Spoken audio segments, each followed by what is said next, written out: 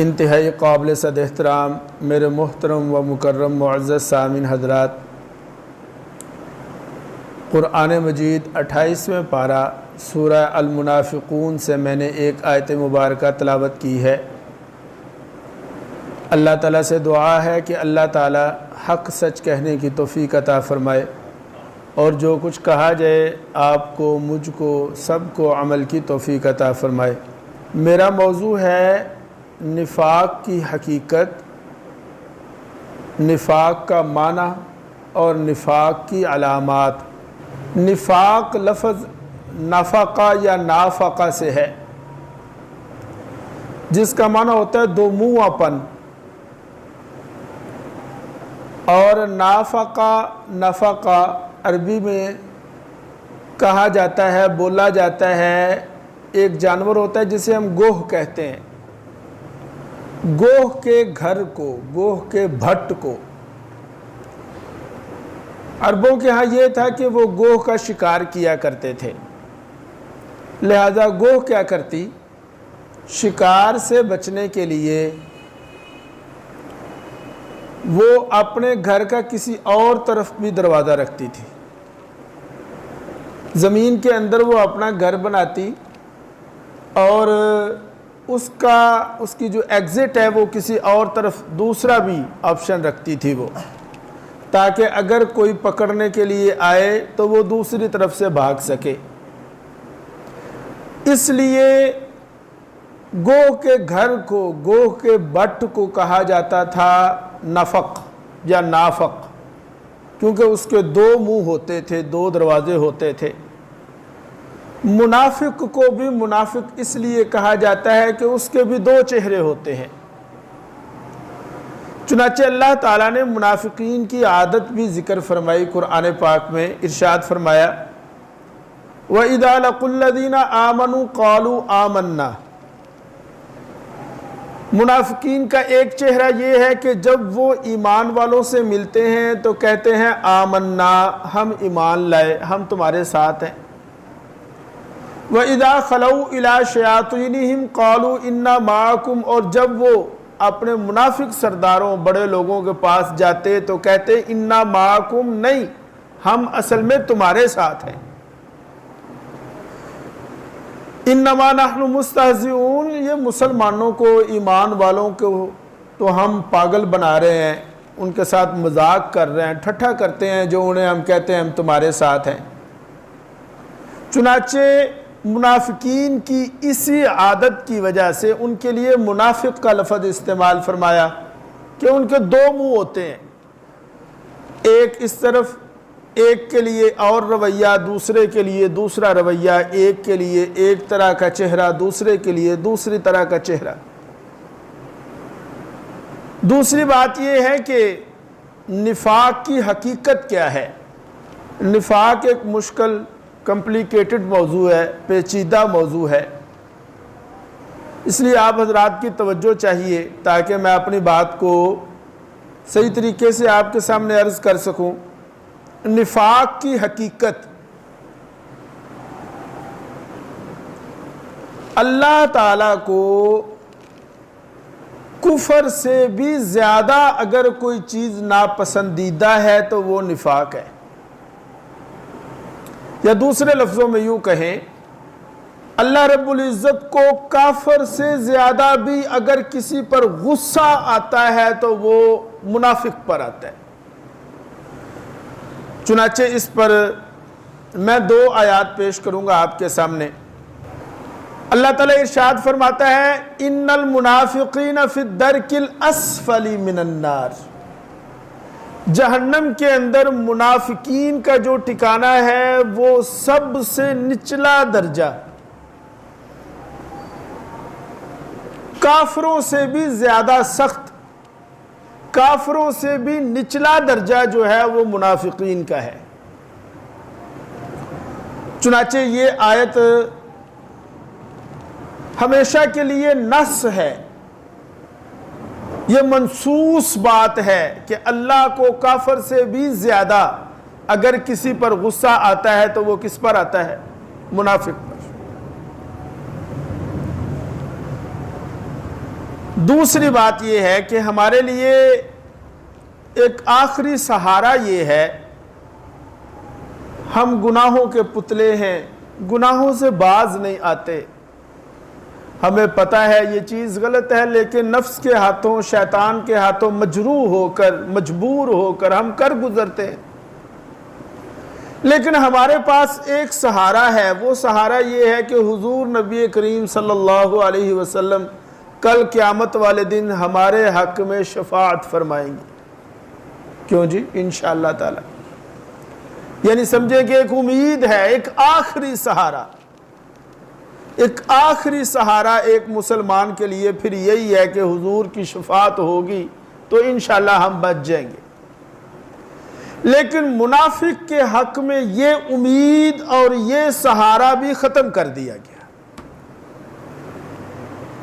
चुनाचे फरमाए इस्तगफिर लहुम औ ला तस्तगफिर लहुम, ए नबी करीम सल्लल्लाहु अलैहि वसल्लम, आप इन मुनाफिकीन के हक में इस्तिगफार करें या ना करें, आप इनके लिए शफाअत फरमाएं या ना फरमाएं।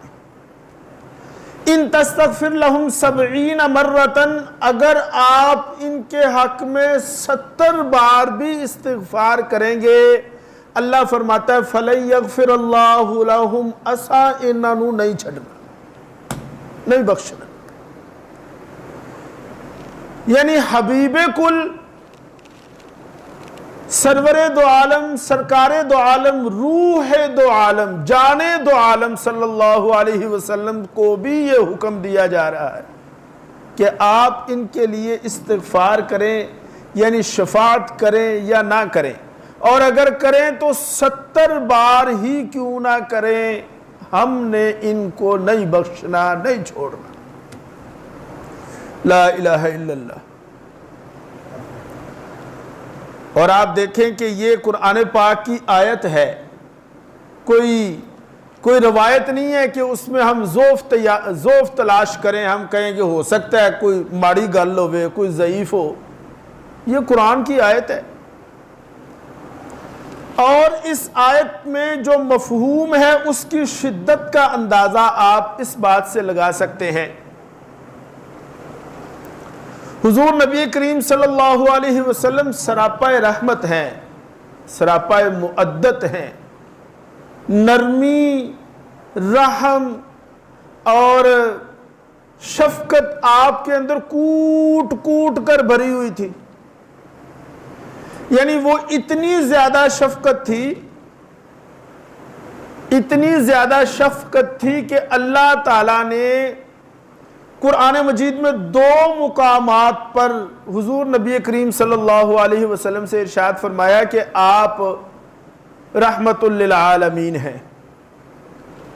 अब इस रहमत, इस शफकत, इस मुअद्दत के बावजूद अल्लाह ताला ने कुरान मजीद में 2 जगह आपको मुखातब फरमाया और फरमाया या अय्युहन नबी,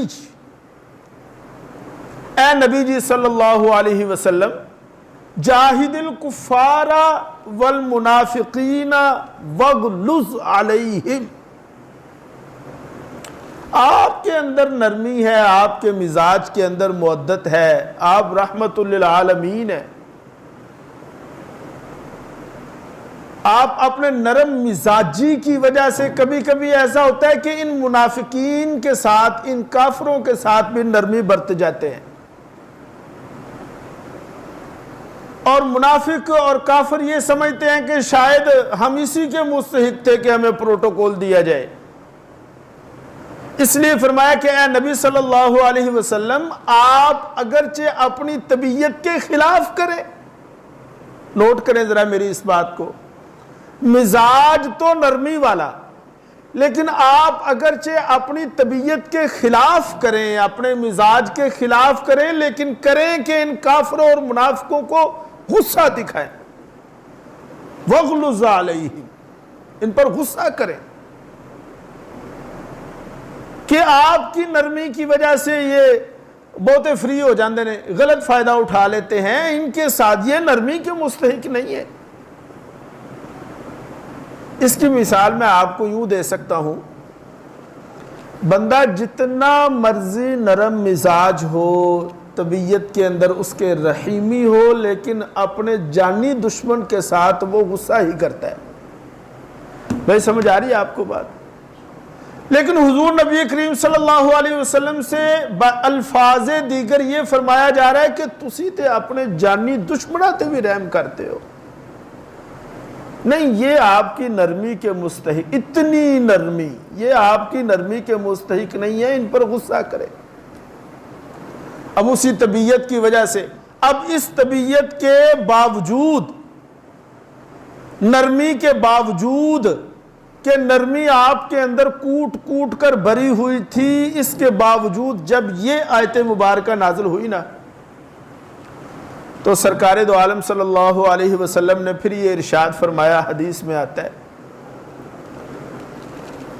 फरमाया कि अगर मुझे पता होता ना कि 70 बार से ज्यादा दफा इस्तिगफार करने से मुनाफिकीन की बख्शिश हो जाएगी तो मैं करता, मैं करदा फिर।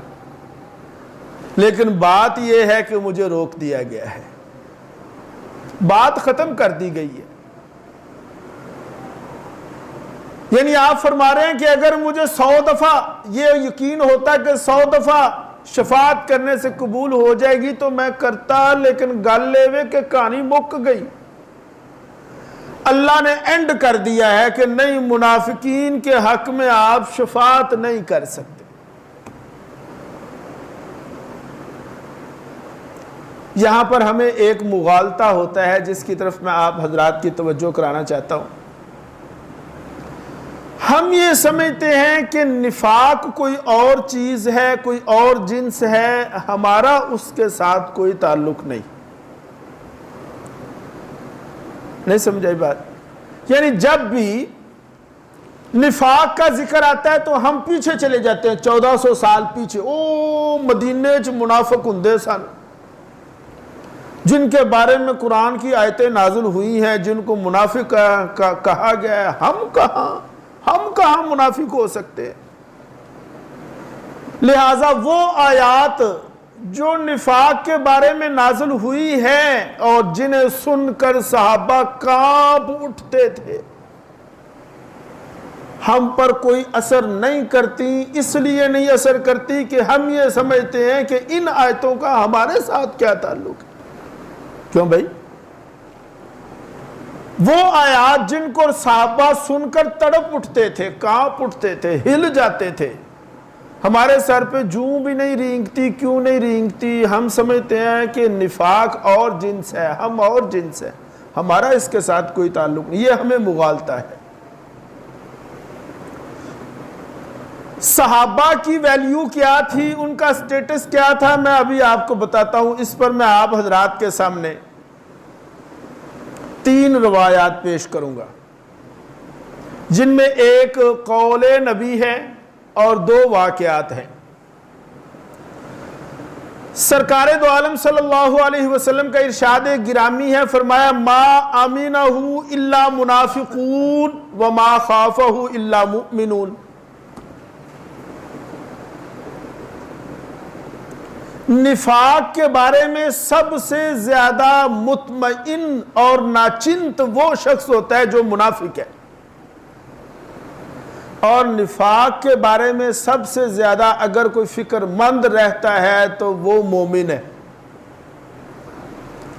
यानी ये कौले नबी है और सरकार ये फरमा रहे हैं कि मोमिन हमेशा इस बात से डरता रहता है कि कहीं उसमें निफाक ना आ जाए, और मुनाफिक हमेशा बेखबर रहता है। जो जितना बड़ा मुनाफिक वो निफाक से उतना ही रिलैक्स। देखिए बात यह है कि चोर से खतरा उसको होता है जिसके पास माल होता है। यह हदीस जो आप सल्लल्लाहु अलैहि वसल्लम की है, इसको मैं जरा मिसाल से समझा रहा हूं। खतरा उसे होगा जिसकी गठरी में माल है, जिसकी पॉकेट फुल है, और जहां पहले ही कुछ नहीं है, जो जेब खाली है, उसे क्या खतरा चोर का? क्यों जी? जहां माल है वहां लॉक किया जाता है, वहां ताले लगाए जाते हैं। जहां कुछ नहीं है वहां चोर ने आके करना भी क्या। लिहाजा ईमान वाले के दिल में चूंकि ईमान होता है, इसलिए वो हर वक्त निफाक से बचता रहता है, डरता रहता है कि ईमान की दौलत है कहीं जाया ना हो जाए। और जहां पहले ही जेब खाली है, जहां पहले ही कुछ नहीं है, जहां पहले ही निफाक ने डेरे लगाए हुए हैं, वो आदमी निफाक से क्या डरेगा। मैं एक मिसाल देता हूं इस पर आपको। कोई बंदा कहीं सफर कर रहा था, जा रहा था, तो उसके पास कुछ माल था। जैसे समझ लें पुराने दौर में पैदल सफर हुआ। अब वो क्या करता, वो हर वक्त ना वो माल की जो गठरी थी ना उसे कभी बगल में छुपाएगा, कभी रात को सोते हुए सर के नीचे रखेगा, कभी टांगों में दबाएगा। सारी रात वो करवटें बदलता है, उसे नींद नहीं आती। अल्लाह करना ऐसा हुआ कि कुछ सफर के बाद वो गठरी चोरी हो गई, चोर ले गया। अब जो अगली रात उस पर आई तो वो फिर बड़े इत्मीनान से सोया। कुछ था नहीं पास तो फिर नींद तो आनी थी। पहले तो माल था वो उसे सोने नहीं देता था। ला इलाहा इल्लल्लाह। वो किसी शायर ने कहा कि रहा खटका ना चोरी का, दुआ देता हूं राहजन को। रहा खटका ना चोरी का, दुआ देता हूं राहजन को कि भला हो राहजन का, उसने मुझसे माल छीन लिया, अब मैं आराम से सोता हूं। तो जहां ईमान होगा उसे चैन नहीं आएगा, वो हर वक्त निफाक से बचेगा। और जहां पहले कुफर और निफाक ने डेरे डाले हुए हैं वो तो फिर आराम से सोएगा। अब मैं आपको दो वाकयात सुनाता हूं। मदीनतुल मुनव्वरा में एक सहाबी थे जिनका नाम था हजरत हंजला रजी अल्लाह ताला अन्हु। हंजला दो थे, कई होंगे लेकिन ये दो मेरे इल्म में है। एक तो वो हंजला हैं जिन्हें गसील मलाइका कहा जाता है, जिनको फरिश्तों ने गुस्ल दिया, ये वो हंजला नहीं है। हजरत हंजला रज़ी अल्लाह ताला अन्हु अपने घर में बैठे हुए थे। दफ़ातन उनके दिल में ये ख्याल आया कि जब रसूलुल्लाह सल्लल्लाहु अलैहि वसल्लम की मजलिस में होता हूँ तो दिल की कैफियत और होती है, और जब आपकी मजलिस से उठकर घर आ जाते हैं, बीवी बच्चों में मशगूल हो जाते हैं, दिल की कैफियत और हो जाती है। हमारे साथ भी ऐसे होता है। अब ये सोच रहे थे तो दफ़ातन उनके दिल में ये ख्याल आया कि कहीं ये निफाक तो नहीं, कहीं ये निफाक तो नहीं। जब ये ख्याल में आया तो फिर सोचा, ओहो हंजला तू तो मुनाफिक हो गया। उथे होर मस्जिद जाना होर होना, घर होना होर होना, तू तो गया, तू तो मुनाफिक हो गया। और उसी वक्त उठे, नाफा का हंजला, नाफा का हंजला, नाफा का हंजला कहते हुए पुकार रहे हैं, उठ रहे हैं गलियों में ऐसे दीवानों की तरह कि हंजला तू मुनाफिक हो गया, हंजला तू मुनाफिक हो गया।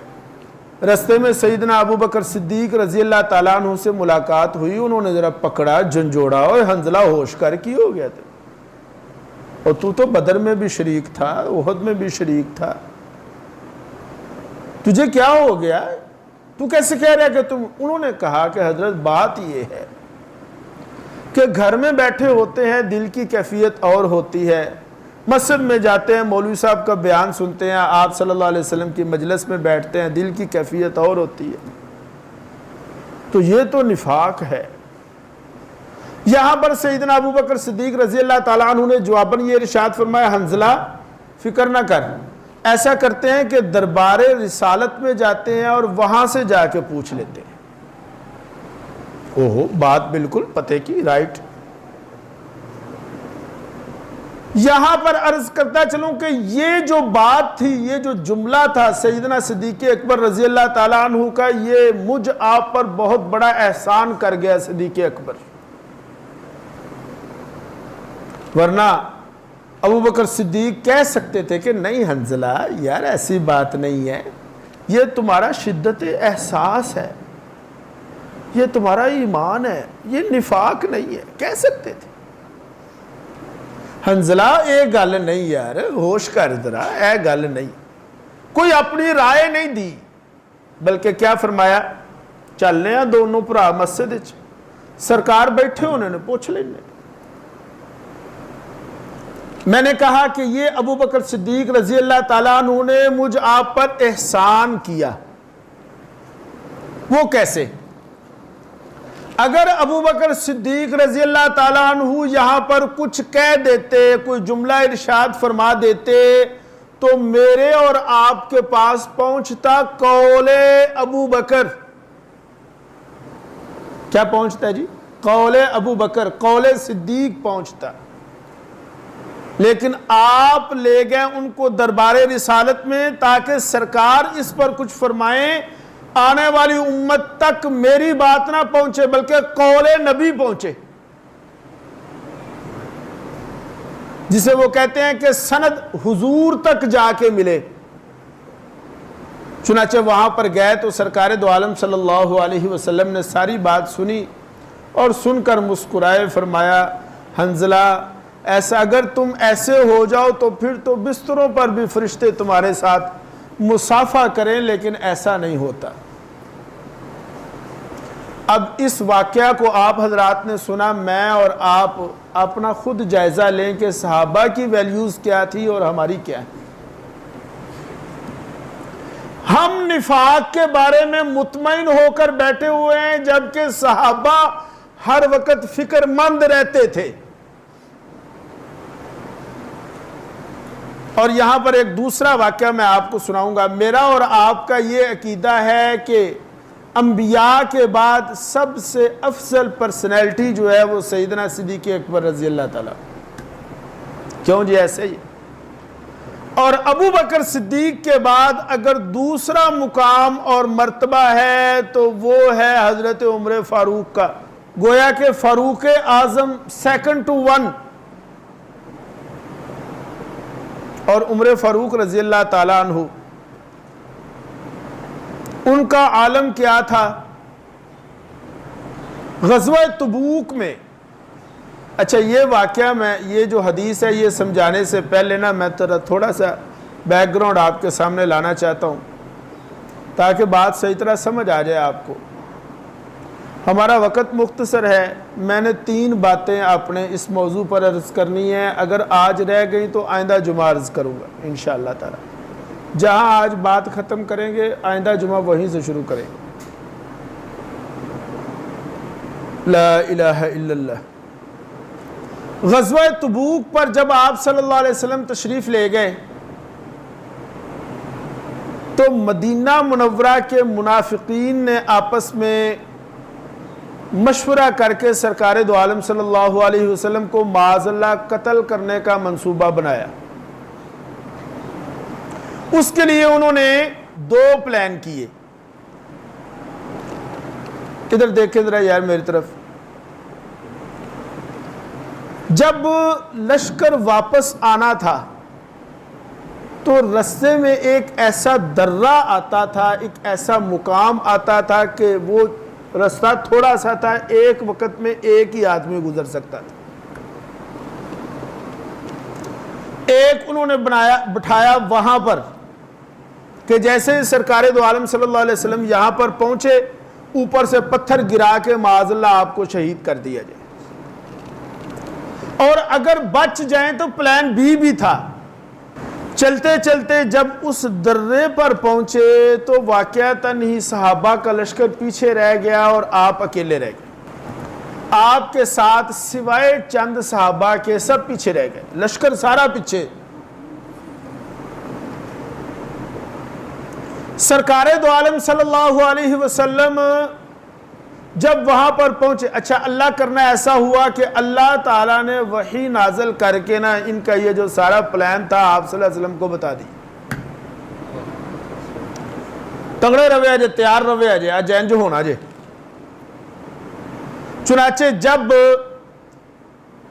वहां पर पहुंचे तो मुनाफिकीन ने एकदम हमला किया। आप सल्लल्लाहु अलैहि वसल्लम पहले से खबरदार थे, बच गए। पीछे लश्कर सारा बेखबर है कि आगे क्या हो रहा है। अब जनाब हज़रत अबू सुफियान रज़ी अल्लाह ताला अन्हु थे, चंद एक दो और सहाबा थे, अल्लाह ताला ने उनके ज़हन में ये बात डाली।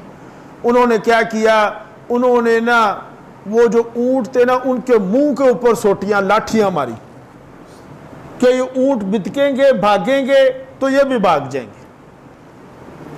मुनाफिकीन ने ना अपना वो लपेटा हुआ था चेहरा सारा, जिसे वो कहते हैं ना नकाब किया हुआ था, उन्होंने अपने आप को, मुनाफिक जो होता है ना वो उसकी आइडेंटिटी जो होती है ना वो रियल नहीं होती। मुनाफिक की आइडेंटिटी लीगल नहीं है, लिहाजा उन्होंने ना वो अपना मुंह छुपाया हुआ था, पता नहीं चल सका कि ये कौन लोग हैं। सरकार दो आलम सल्लल्लाहु अलैहि वसल्लम को अल्लाह ताला ने बाखबर कर दिया, फरमा दिया। जब आप सल्लल्लाहु अलैहि वसल्लम यहाँ से आगे निकले तो आगे जाकर ना आप सल्लल्लाहु अलैहि वसल्लम के साथ हज़रत हुज़ैफा इब्ने यमान थे रज़ी अल्लाह ताला अन्हु। हज़रत हुज़ैफा इब्ने यमान रज़ी अल्लाह ताला अन्हु को आप सल्लल्लाहु अलैहि वसल्लम ने फरमाया, ए हुज़ैफा मैनू पता लग गया है ये केड़ा केड़ा बंदा है। चुनाचे आप सल्लल्लाहु अलैहि वसल्लम ने उन हमला आवर मुनाफिकीन के नाम ले ले कर बता दिया, हुज़ैफा ओ फलाना बंदा सही, फलाना सही, फलाने कबीले दा सही, फलाने कबीले, सारा बता दिया। लेकिन साथ ये भी बता दिया कि ए हुज़ैफा किसी नू दसी ना, किसी को बताना नहीं। अब मालूम ये हुआ कि हज़रत हुज़ैफा रज़ी अल्लाह ताला अन्हु को मुनाफिकीन के नाम बता दिए गए और साथ रोक ये लगा दी कि किसी को बताना नहीं। तो गोया कि हुज़ैफा हो गए साहिबु सिर्रुन नबी, रसूलुल्लाह सल्लल्लाहु अलैहि वसल्लम के राजदान। मदीना मुनव्वरा में इन्हें साहिबु सिर्रुन नबी कहा जाता था। ये हुज़ैफा जो साहिबु सिर्रुन नबी थे, रसूलुल्लाह सल्लल्लाहु अलैहि वसल्लम के राजदार थे, इन्हें कभी कभी उम्र फारूक पकड़ लिया करते थे और ये कहते, या हुज़ैफा उनशिदु का बिल्लाह, मैं तुम्हें अल्लाह की कसम देकर कहता हूं मुझे बता दो उन मुनाफिकीन में मेरा नाम तो नहीं है।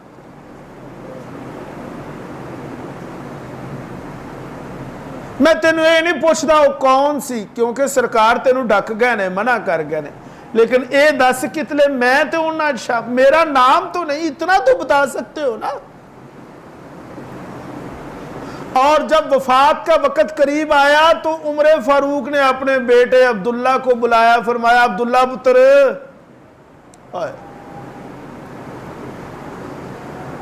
जब मैं दुनिया से चला जाऊं, मेरा जनाजा हो ना, तो देखना मेरे जनाजा में हुज़ैफा है या नहीं है। अगर मेरे जनाजे में हुज़ैफा हुआ तो मेरा जनाजा पढ़ना और मुझे रोज़ा रसूल में दफन करना, और अगर हुज़ैफा ना हुआ तो समझ लेना पुत्र तेरा प्यो मुनाफिक ही मरे है, फिर मुझे आम मुसलमानों के कब्रिस्तान में दफन कर देना। मैं अर्ज कर रहा हूं कि निफाक के बारे में सबसे ज्यादा अगर कोई बेफिक्र और नाचिंत होता है तो वो मुनाफिक है, और निफाक के बारे में सबसे ज्यादा जो फिक्रमंद होता है वो कौन है? मोमिन है। कि ईमान वालों को हर वक्त फिक्र रहती है कि कहीं निफाक हम पर हमला ना कर दे, कहीं हम मुनाफिक ना हो जाएं। ये मैंने आपको दो वाक़यात सुना दिए।